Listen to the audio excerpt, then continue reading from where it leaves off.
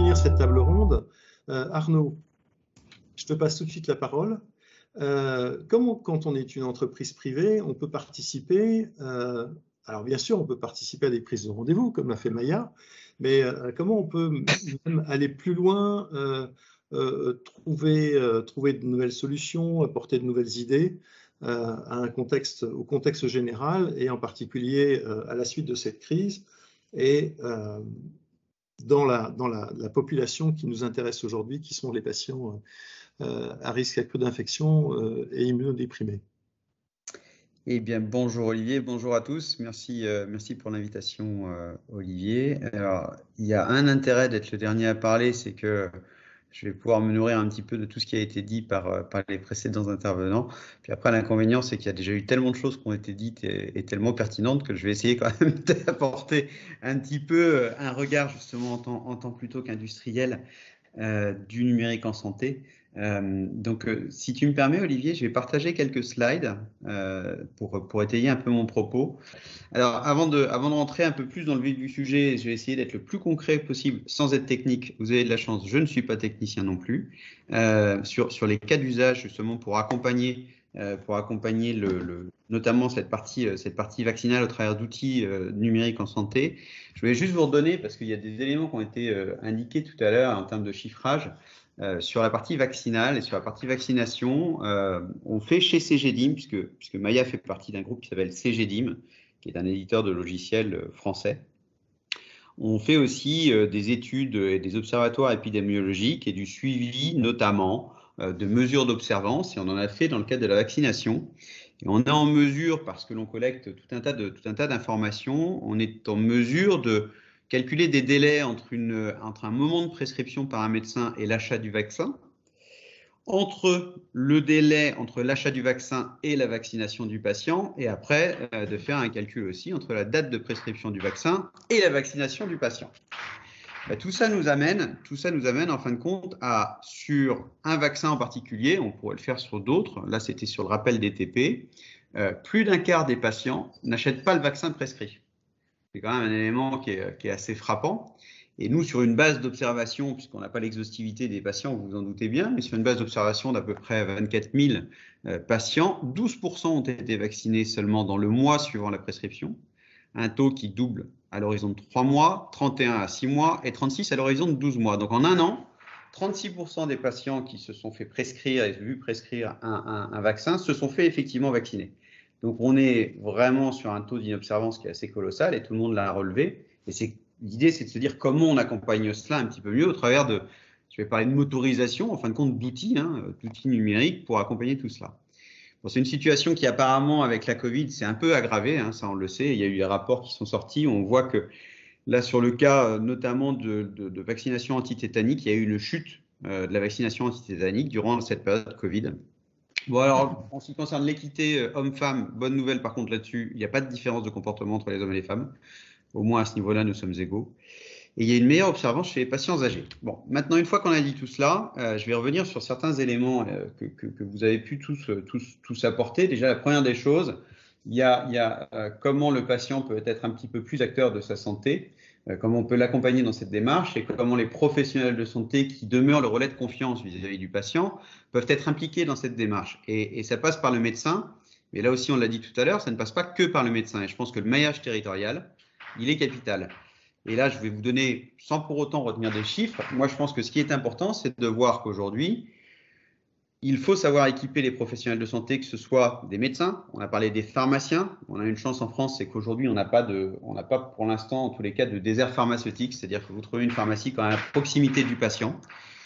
Et les paramédicaux, on parle aussi des kinés, on parle des infirmières, tous ces individus peuvent être à un moment donné acteurs justement et autour du patient, et on le voit notamment avec la mise en place de nouvelles structures, on en parlait tout à l'heure aussi, au travers des maisons de santé pluriprofessionnelles ou tout au moins des communautés professionnelles territoriales de santé.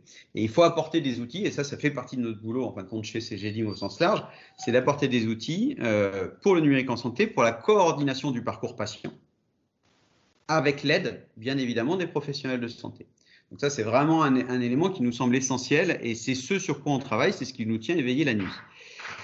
Si on rentre un peu plus dans le détail de Maya, qui a été l'une des 3 plateformes retenues pour la vaccination Covid, bon, bah, ça c'est un élément qui est quand même important, c'est comment nous, acteurs du privé, on contribue dans le cadre justement de la pandémie à améliorer le parcours du patient et à accéder aux soins, bah, ça en fait partie.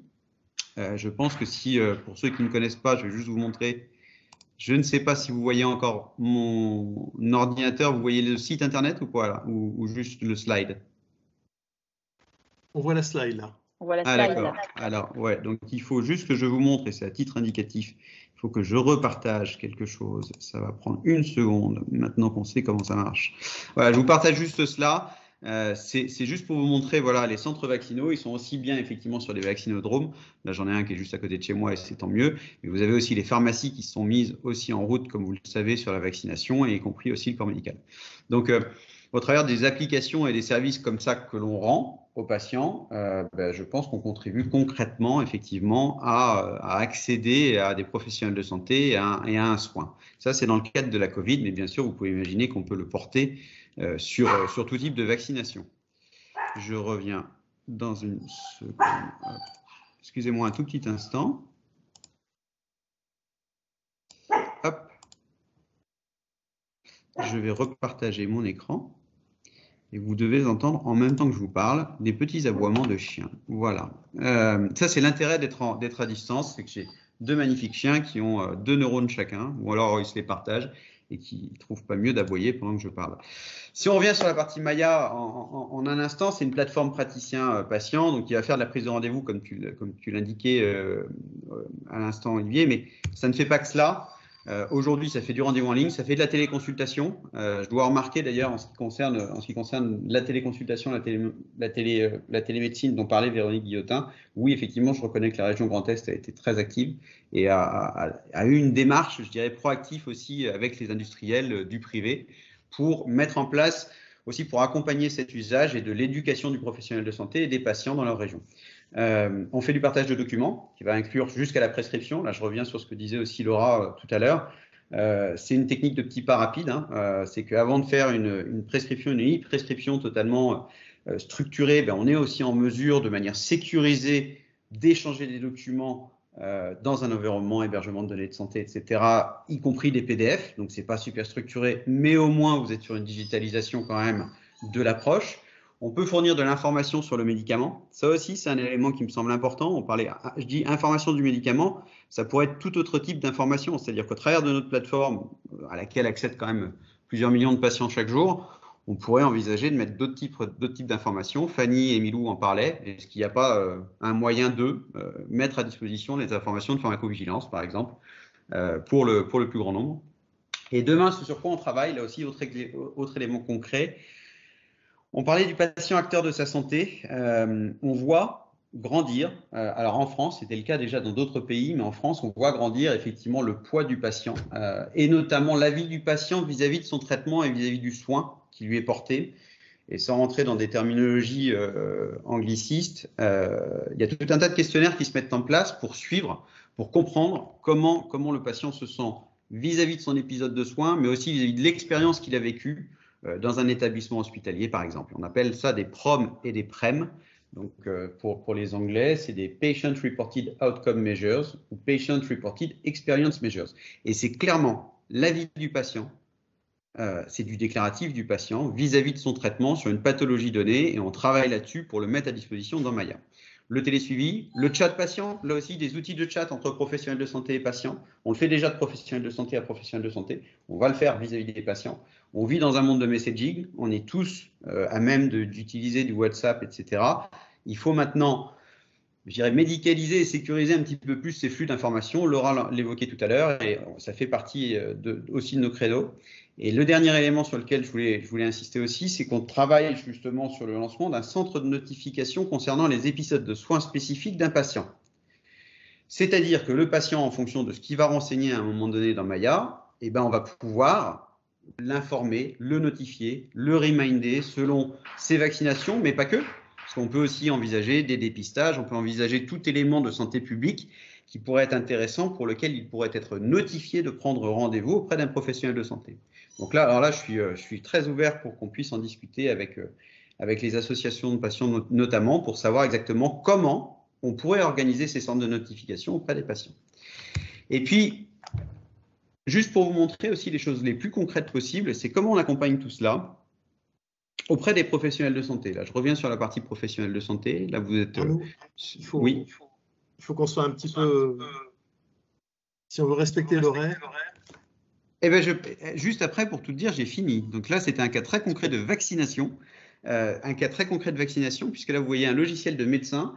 On est tout à fait en mesure, en fonction de certains critères concernant les patients de ce médecin, d'avoir là aussi dans les logiciels des médecins des notifications d'informations. Et là, ce sont des choses que l'on a mises en place déjà avec Santé publique France, concernant des vaccinations, des rappels de vaccination, grippe, coqueluche, méningocoque, selon le cas du patient. Donc, vous imaginez bien que ce n'est pas les 3 vaccins qui apparaissent à ce moment-là, c'est en fonction du cas du patient. Et ça, ce sont des choses, vous êtes sur le poste du médecin, et voilà les messages qui peuvent apparaître. On parle de communication, et encore une fois, ça demeure le professionnel de santé qui est le vrai relais de confiance auprès du patient. Dernier point, et j'en aurai terminé, Olivier, tu vois, j'ai été assez rapide, j'espère. Concernant Ma Santé 2022, on est totalement impliqué et totalement derrière avec l'ADNS et le ministère de la Santé. On fait partie effectivement des solutions qui seront dans mon espace santé numérique et qui accompagnent aussi les professionnels de santé sur l'autre partie qui est le bouquet de services pour les professionnels de santé. Voilà un petit peu concrètement ce que l'on peut faire en tant qu'industriel pour la santé publique et aussi pour le bien des patients quand même. Merci beaucoup Arnaud, c'est tout à fait passionnant parce que cette intelligence collective va nous apporter très certainement beaucoup plus de satisfaction et répondre à beaucoup plus de problématiques que celles qui peuvent être apportées par un seul acteur. Et je crois qu'il faut bâtir... moi, c'est mon souhait, hein, c'est qu'on finisse par bâtir un système de santé qui soit un système de santé co-construit par tous les acteurs de santé, à commencer bien entendu par les malades. Et si on peut tirer de cette crise de la Covid des leçons pour le mieux travailler ensemble, je pense que ça fait partie des choses qui sont tout à fait importantes quand on voit les développements, la créativité de chacun des acteurs pour travailler et se mobiliser autour d'une cause commune. Je crois que Gérard, tu voulais reprendre la parole. Très bien. Bon, je vais enfoncer le clou entre guillemets, mais je voudrais vraiment mettre en avant la qualité donc, de la séance de ce matin. On a eu de nombreux connectés là, depuis 8h30. C'était quand même une séance très très longue. Et je vais remercier à nouveau, mais vraiment du fond du cœur, l'ensemble des intervenants. Désolé, je ne vais peut-être pas pouvoir tous les citer. Honneur aux femmes, je vais commencer avec le professeur Odile Launay, qui est toujours à nos côtés. Je remercie le professeur Alain Fischer qui est intervenu. On sait que ces gens-là sont extrêmement sollicités en ce moment de par l'aspect de la Covid. Donc c'est vraiment sympathique qu'ils soient joints spontanément au niveau de cette rencontre. Le docteur Paul Loubet, Bernard Charpentier au niveau de l'Académie nationale de médecine, et Yves Bisson qui est intervenu au niveau de chaque table ronde et qui va d'ailleurs intervenir dans les derniers mois. Merci donc à tous les gens connectés et puis un merci final à Neil pour l'organisation de cette très, très belle rencontre. Donc je cède la parole, je pense, à Monsieur Bisson. Oui, Yves, merci beaucoup Gérard pour ces remerciements qui sont bien mérités et qui ont fait de cette matinée qu'elle est passée presque trop vite.